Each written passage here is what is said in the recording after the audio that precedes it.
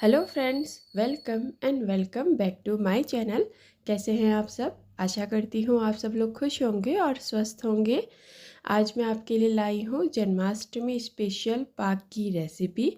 जन्माष्टमी में श्री कृष्ण भगवान को, लड्डू गोपाल को ज़रूर से इसका भोग लगाया जाता है और ये खाने में बहुत स्वादिष्ट होती है और इसको बनने में 10 मिनट से भी कम का समय लगता है।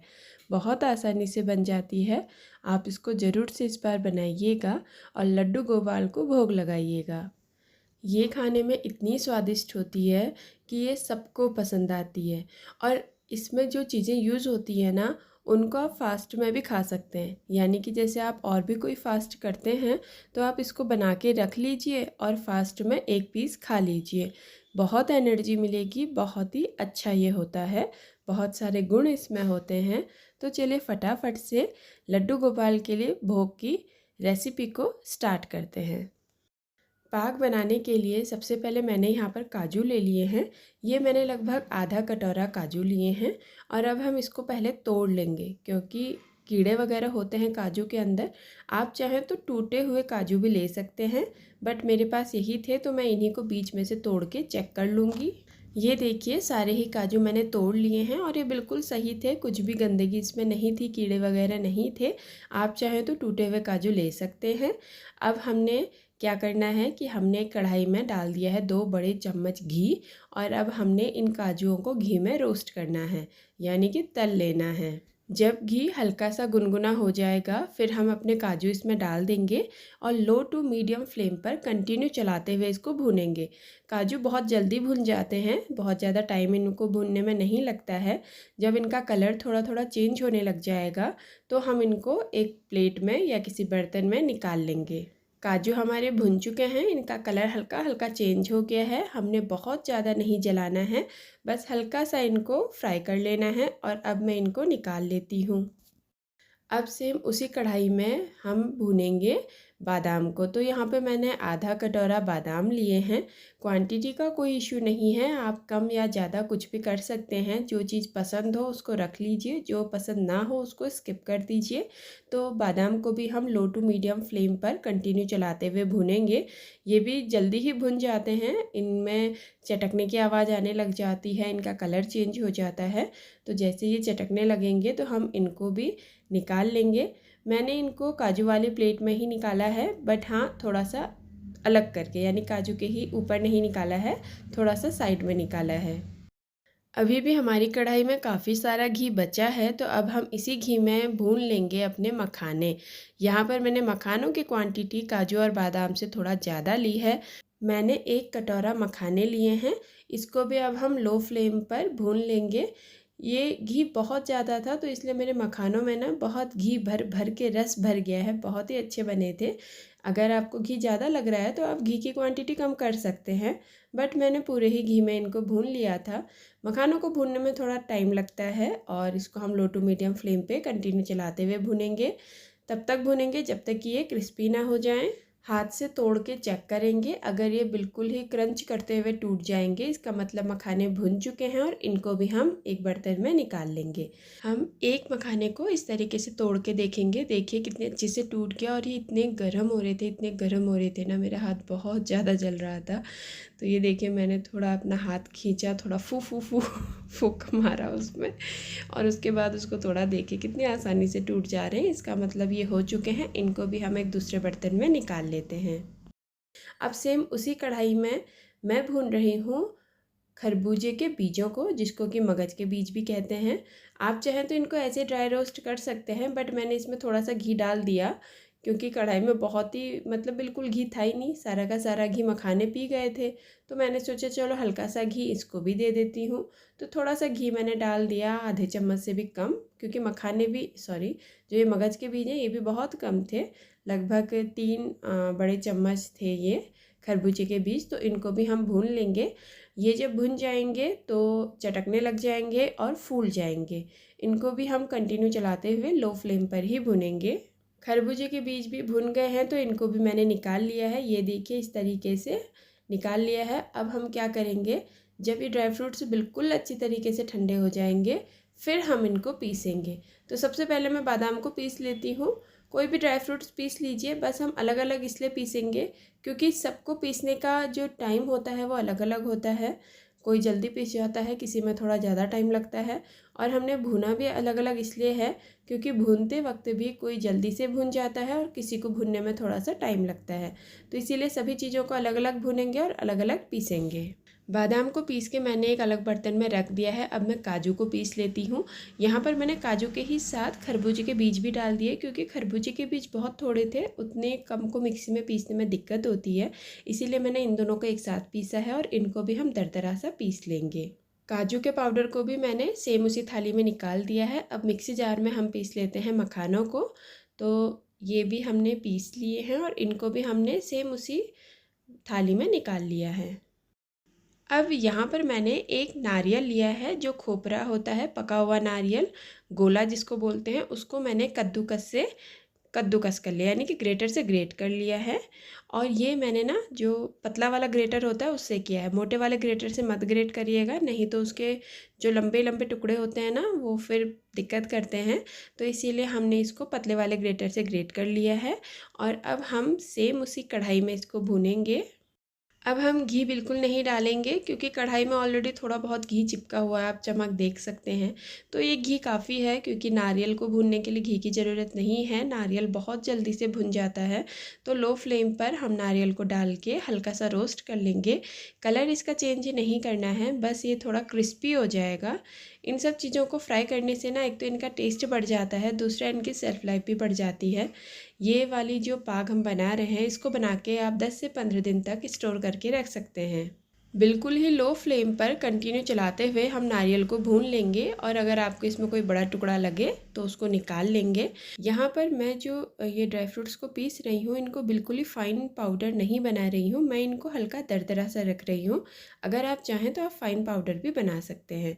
और यहाँ पर एक चीज़ और ये ध्यान में रखनी है कि कभी भी ड्राई फ्रूट्स को मिक्सी में पीसते वक्त कंटिन्यू नहीं पीसते हैं, चलाते हैं, रुकते हैं, मिक्सी को चलाया रुका, इस तरीके से पीसते हैं ताकि उसका जो अपना ऑयल है वो ना निकले। और ये लीजिए, हमारी नारियल भी बहुत जल्दी से बहुत अच्छे से भुन चुकी है। इसको भी हम एक प्लेट में निकाल लेते हैं। अब बना लेते हैं हम चाशनी। तो चाशनी बनाने के लिए मैंने यहाँ पे 2 कप चीनी का यूज़ किया है। 2 कप चीनी इसलिए ली है क्योंकि जब सारा ही मिश्रण पिस गया, सब तैयारी हो गई, उसके बाद मैंने इसको मेज़र किया तो ये मेरा 4.5 कप आया था। तो लगभग 4 कप मान लीजिए। तो उसके हिसाब से उसका जस्ट आधा हम चीनी लेंगे। तो 4 कप अगर मिश्रण है तो 2 कप चीनी लेंगे। यहाँ पर जैसे मैंने बोला कि 4.5 कप था, तो उससे चीनी थोड़ा ऊपर नीचे इतना मतलब ठीक रहता है, बहुत ज़्यादा चीनी भी नहीं खानी चाहिए। तो बिल्कुल परफेक्ट हुई थी। तो 2 कप चीनी में अब हम डालेंगे 1 कप पानी, यानी कि जितना आपका मिश्रण है उसका आधा हमने चीनी लेनी है और चीनी का आधा हमने पानी लेना है। जब तक चीनी पक रही है यानी कि चाशनी बन रही है, तब तक हम एक प्लेट को या फिर थाली को या फिर आपके पास कोई मोल्ड हो, उसको हम घी से ग्रीस कर लेंगे, जिसमें कि हमने अपनी पाक को फैलाना है, सेट करना है। तो ये मैंने थाली में घी लगा के इसको अच्छे से ग्रीस कर लिया है। चाशनी भी साइड में तैयार हो रही है। पहले हम चीनी को अच्छे से गला लेते हैं, उसके बाद हमने यहाँ पे बनानी है एक तार की चाशनी, क्योंकि इसमें जब एक तार होगा तभी एक दूसरे से अच्छे से बाइंड होंगे। तो ये देखिए, चीनी तो अच्छे से घुल चुकी है बट अभी इसमें एक तार नहीं बना है। चलिए, अब काफ़ी टाइम हो चुका है और हमारा जो चाशनी है वो जब हम डाड़ू से छोड़ रहे हैं तो लास्ट में एक हल्का सा तार सा आ रहा है, तो हम एक बार और चेक कर लेते हैं। तो हमने एक कटोरे में थोड़ा सा चाशनी ले ली है, गैस को कम कर दिया है। जब ठंडी हो जाएगी उसके बाद ही चेक करेंगे, गरम गरम में तार का आइडिया नहीं आता है। तो ये हल्की सी ठंडी हो गई है। अब हम इसको उंगली और अंगूठे के बीच में रख के चेक कर लेंगे, इस तरीके से खींचेंगे। ये देखिए, अगर हल्का सा तार बन रहा है, एक तार आ रहा है, इसका मतलब हमारी चाशनी बिल्कुल परफेक्ट है। अब हम गैस को कम करेंगे, जो कि पहले से कमी है, तेज़ तो हमने की नहीं थी।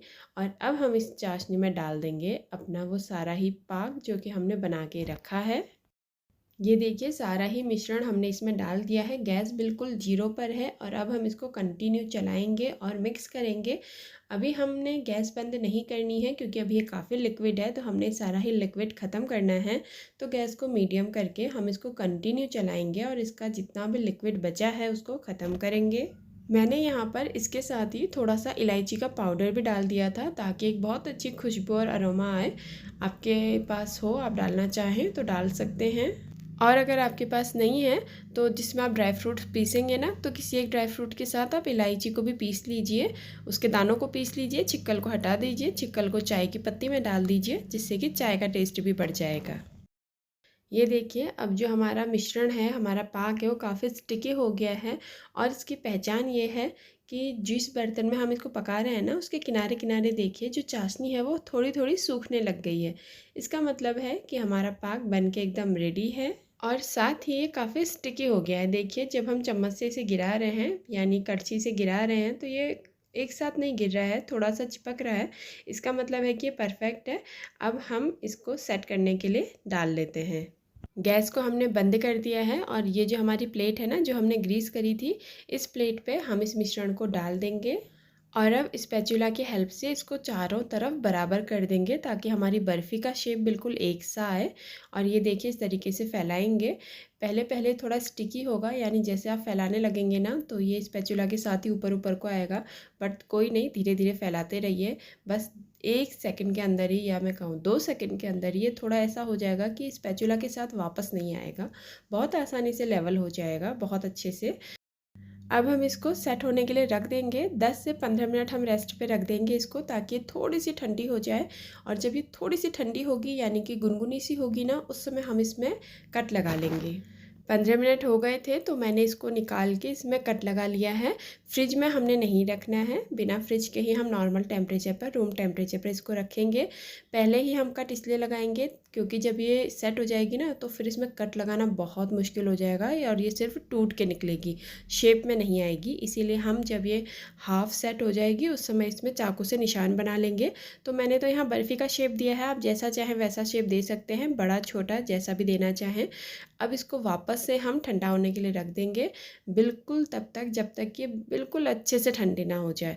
तो चलिए, ये शेप में मैंने कट कर लिया है, यानी निशान लगा लिए हैं। अब हम इसको 2 से 3 घंटे या जैसा भी टेम्परेचर है आपके वहाँ, उसके अकॉर्डिंग रूम टेम्परेचर पर आने के लिए रख देते हैं। और ये लीजिए, रूम टेम्परेचर पर आने के बाद ये जब अच्छे से ठंडी हो गई तो फिर मैंने इसको निकाल लिया है। और आप देख सकते हैं ये कितनी अच्छी और कितने अच्छे शेप में बनी है। मैंने इसको निकालने के लिए ना थोड़ा गैस के ऊपर थाली को थोड़ा घुमा लिया था, जिससे कि जो घी से हमने ग्रीस किया है वो थोड़ा गल जाए और हमारी बर्फ़ी को निकलने में आसानी हो। तो अगर आपकी भी घी जम गया हो आपकी थाली में और मिठाई ना निकल रही हो, तो आप भी उसको थोड़ा सा गैस के ऊपर घुमा लीजिएगा, जिससे कि गर्मी से घी पिघल जाएगा और आपकी जो बर्फ़ी है वो बहुत आसानी से निकल जाएगी। और देखिए कितनी परफेक्ट बनी है। ये देखिए, हमारा पाक बनके एकदम रेडी है। इसको मैंने बर्फ़ी में कट किया है। अब आप इसको लड्डू गोपाल को भोग लगाएं और साथ में खुद भी इंजॉय करें। बहुत ही अच्छी बनती है, बहुत टेस्टी बनती है। और जैसे कि मैंने बताया, इसमें जो भी चीज़ें हैं उन्हें आप फास्ट में भी खा सकते हैं। तो अगर आप चाहें तो कभी और भी बना के इसको रख लीजिए और कभी व्रत वगैरह में इसको इंजॉय करिए। इसमें बहुत अच्छी अच्छी चीज़ें हैं, सारी न्यूट्रिशियस चीज़ें हैं, जिनसे कि आपको दिन भर एनर्जी रहेगी और ये हेल्थ के लिए बहुत अच्छा होता है। तो इस तरीके से आप भी बनाइए इस बार जन्माष्टमी पर। अगर आपको ये वीडियो पसंद आया तो प्लीज़ वीडियो को लाइक कीजिएगा, शेयर कीजिएगा और मेरे चैनल को सब्सक्राइब ज़रूर से कीजिएगा। साथ ही बगल में बने बेल आइकन को भी टच कर लीजिएगा, जिससे कि मेरी आने वाली हर वीडियो की नोटिफिकेशन आपको आ जाएगी। और अगर आप उस वीडियो को देखना चाहेंगे तो आप देख सकेंगे और उसके बाद ट्राई भी कर सकेंगे। साथ ही फीडबैक देके बताइएगा, कमेंट में बताइएगा कि आपको ये रेसिपी कैसी लगी, ये पाक की रेसिपी आपको कितनी पसंद आई। अपना रखिए ढेर सारा ख्याल, ताकि आप अपने परिवार का ख्याल रख पाएँ और टेस्टी यम्मी डिलीशियस रेसिपीज़ बनाएं, खाएं, सबको खिलाएं। साथ ही खूब हर्षोल्लास के साथ, खूब उत्साह के साथ जन्माष्टमी का त्यौहार मनाएं। खूब खुश रहें, लड्डू गोपाल अपनी कृपा सब पे बनाए रखें। आपने वीडियो को पूरा वॉच किया, अपना कीमती समय मुझे दिया, इसके लिए आपका दिल से धन्यवाद। मिलते हैं अगली वीडियो में। Thank you for watching. Bye, take care, happy Janmashtami.